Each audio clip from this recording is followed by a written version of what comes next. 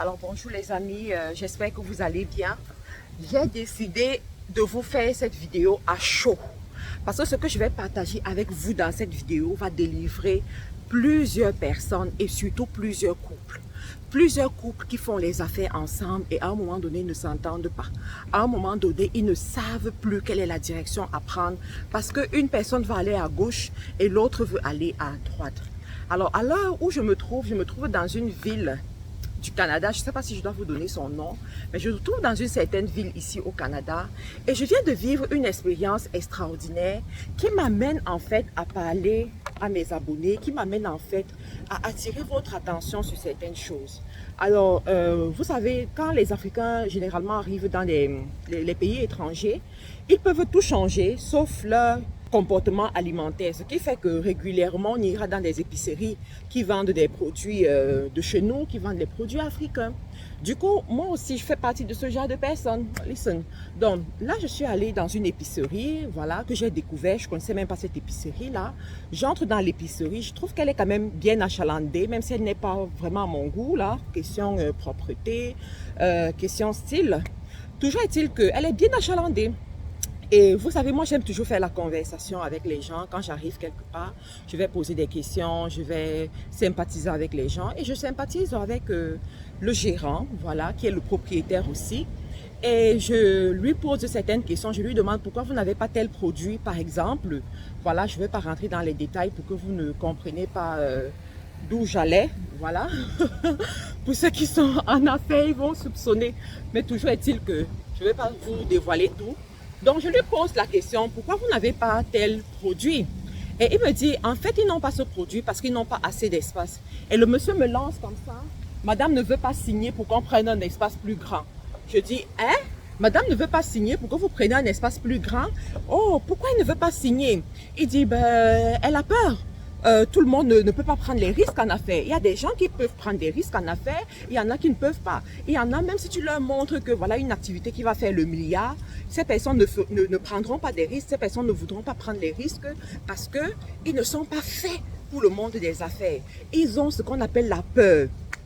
Et là, je me dis, this is interesting, cette conversation est en train de m'intéresser. Et je pousse les questions, je continue à poser les questions parce que je veux en savoir un peu plus. Donc, je lui pose des questions et puis voilà, il me parle, il me répond. Mais pour couper l'histoire courte, je vais vous dire, vous savez les amis, quand vous entreprenez avec vos épouses ou avec vos époux, il faut savoir que à un moment donné, c'est-à-dire l'attrait au risque va déterminer si vous allez continuer cette affaire ensemble ou si vous n'allez pas continuer cette affaire ensemble. Et il faut apprendre ce qu'on appelle le détachement dans les affaires. C'est la raison pour laquelle les conseils que je vais vous donner ici sont très importants. Vous devez les suivre. Quand vous vous lancez en affaires avec votre conjoint, au début, c'est ce qu'on appelle une activité familiale.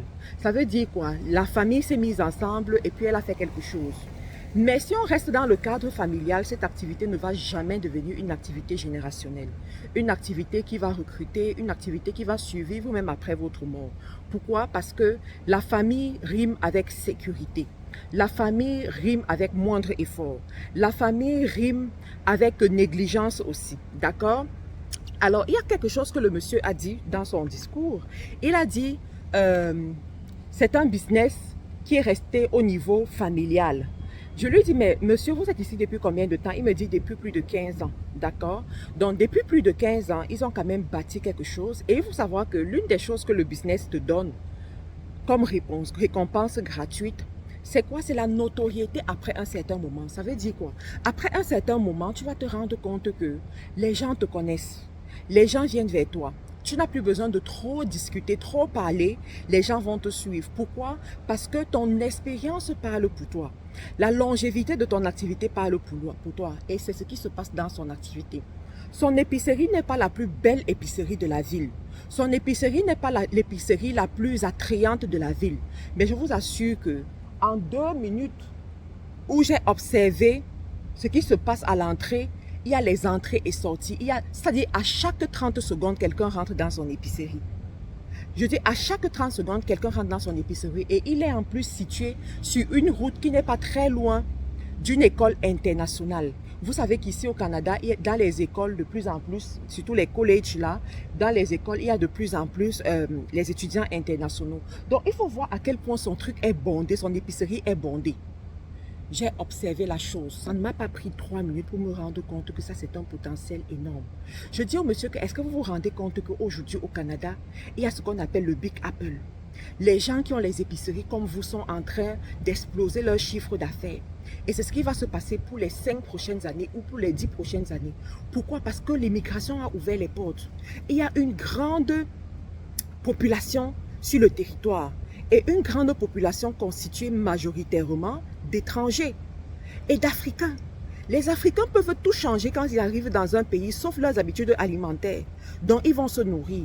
Je lui dis, monsieur, est-ce que vous vous rendez compte même que vos autres concurrents qui ont commencé cette activité il y a 3 ans, il y a 4 ans, sont en train de s'étendre, sont en train d'ouvrir d'autres boutiques. Pourquoi? Parce que l'activité tourne et le besoin existe. Et dans ce genre d'activité, il faut être le plus proche du consommateur possible. Est-ce que vous vous rendez compte de l'opportunité? Il m'a dit, ma fille, même si je me rends compte, il me dit, toi, tu es d'où? Tu es d'où? Tu es d'où? Tu es d'où? Je dis, je suis du Cameroun. Il dit, les Bamileke du Cameroun, les gens qui aiment l'argent, qui savent chercher l'argent. Je dis, oui, c'est nous, c'est nous, c'est nous. Il dit, oui, on sent quand tu parles. Je dis, monsieur, listen, quand tu es dans un pays où il y a l'opportunité et que tu es déjà dans l'opportunité, pourquoi ne pas saisir l'opportunité? Pourquoi ne pas saisir cette opportunité au lieu de laisser que ce soit d'autres personnes qui arrivent, les yeah, comme on dit souvent, c'est eux qui sont en train de profiter.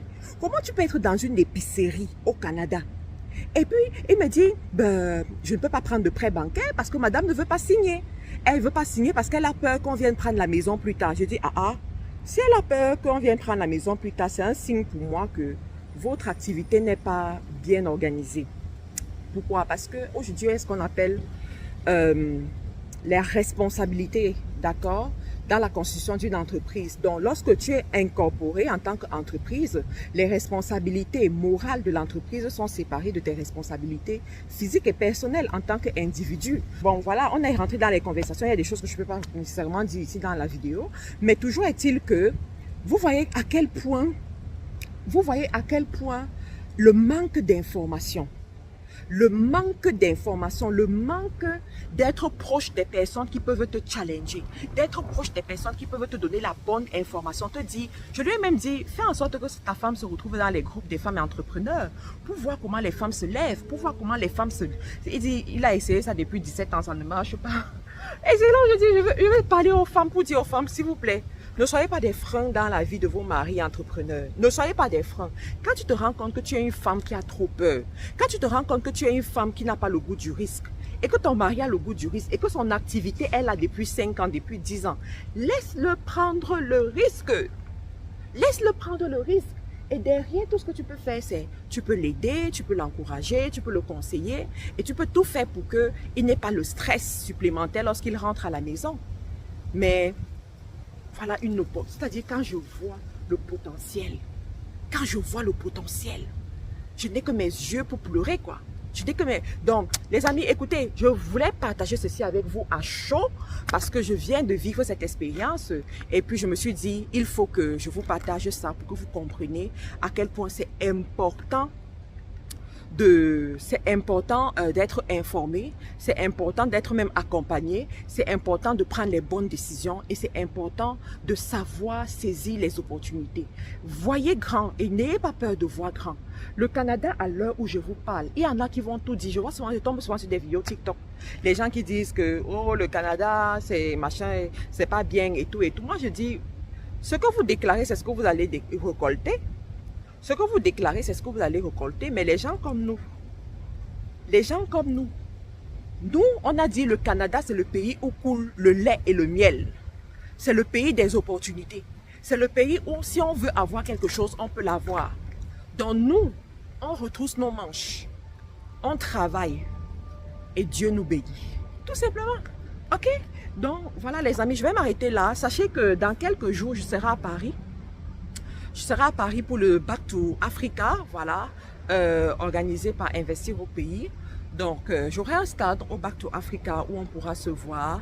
Je vais animer des sessions, y compris une masterclass. Voilà, une masterclass.